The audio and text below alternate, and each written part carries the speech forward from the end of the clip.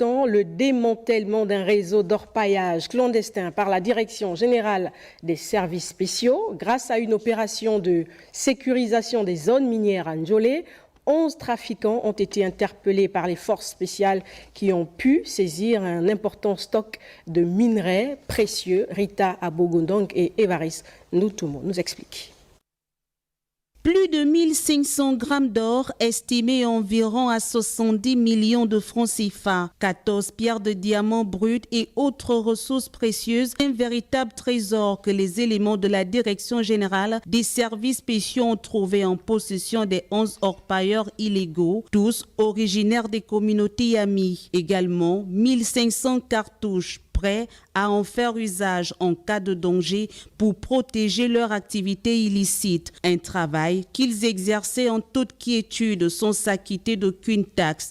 Pour masquer leur trafic, ils faisaient dans la vente de matériel de construction, magasins de vêtements et la vente de sachets pour emballage. Implantés à Libreville, Njolé et Makokou interpellés, ils reconnaissent les faits. J'achète avec leur père.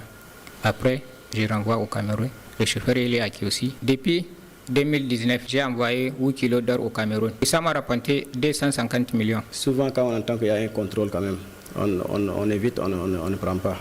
Souvent, il y a les gens qui quittent aussi à Lambaréné pour venir nous contrôler. Il y a les gens qu'on attrape aussi. Si une personne sort avec 1 ou 2 ou 10 grammes ou 15 par exemple, il vient, c'est toi. Si vous tombez d'accord, et puis tu as cette... C'est pas que non, tu as les gens en forêt. L'un des cerveaux de la bande, actuellement en fuite, ses acolytes expliquent leur mode de fonctionnement. C'est Saba qui s'occupe de tout. Un jour, on avait pris l'or comme ça, le BD nous a arrêtés. Donc, quand on nous a laissé après, il a dit prochainement, si on m'arrête encore, de mettre tout sur moi, de ne pas lui dénoncer. Depuis combien de jours là, il a dit, on l'appelle son numéro, il ne passe pas, mais son WhatsApp passe.